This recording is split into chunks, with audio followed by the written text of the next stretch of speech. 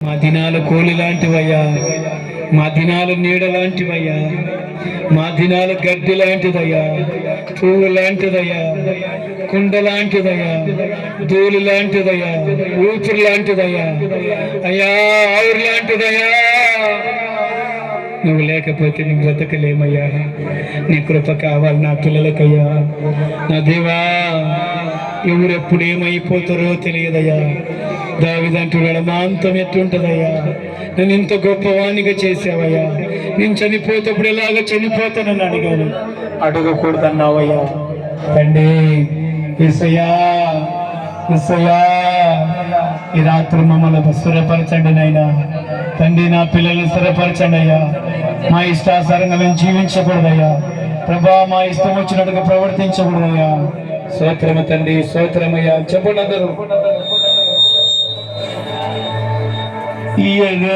ఎదురవుతారెందరో నీ ప్రయాణములో, నిలిచేది అందరో నీ అక్కరలో. చెప్పగలుగుతాం. ఎదురవుతారెందరో నీ ప్రయాణములో, నిలిచేది అందరో నీ అక్కరలో.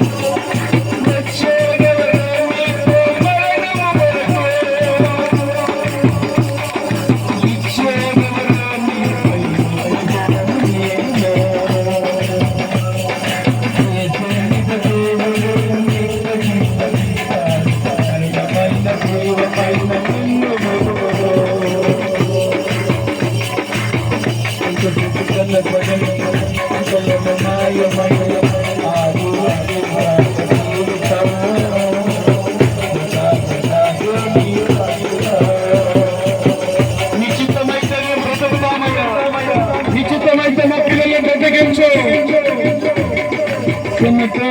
సుఖము విడిచి కష్టము చేస్తే ఆస్తిని సంపాదించిన శాంతి ఉన్నదా?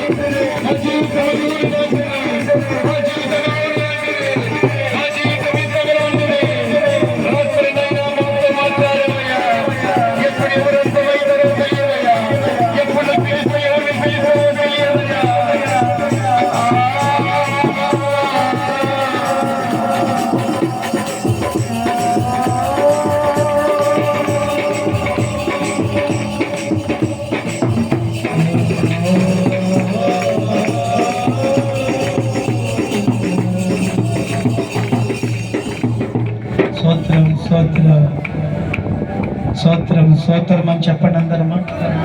చెప్పమా. యేసయ్యా, నేను గొప్ప సూర్యులైనా పెద్ద పెద్ద వాళ్ళైనా చనిపోక తప్పదయ్యా. మేమేనేదైనా పొరపాటుతో మమ్మల్ని క్షమించండి నాయన. తండ్రి, ఈ రాత్రి ఆయన జ్ఞాపకార్థ కూటమిలోనైనా కోలయ్య గారు తమ్ముడు చనిపోయినైనా బాధలో ఉన్నారు ప్రభా. ఎవరు ఎలాగా నువ్వు పిలుస్తావో తెలియదు నాయన. తండ్రి, వాళ్ళని ఓదార్చండి నాయన, వాళ్ళని బలపరచండి నాయన. అన్నదమ్ములను అక్క చెల్లెళ్ళని ప్రభు అందరూ తోడబుట్టిన వాళ్ళని అందరూ బలపరచునైనా. యేసయ్యా, మేమందరం సజీవ లెక్కలున్నామయ్యా తండ్రి. పెద్ద పెద్ద ఇంటర్నేషనల్ దైవజనులు కూడా మరణించారయ్యా. అది నీ ఇష్టమయ్యా, మా ఇష్టం కాదయ్యా. మేము అడగకూడదయ్యా. స్తోత్రము తండ్రి, స్తోత్రమయ్యా, స్తోత్రమయ్యా అని ప్రార్థన చేసుకుందాం.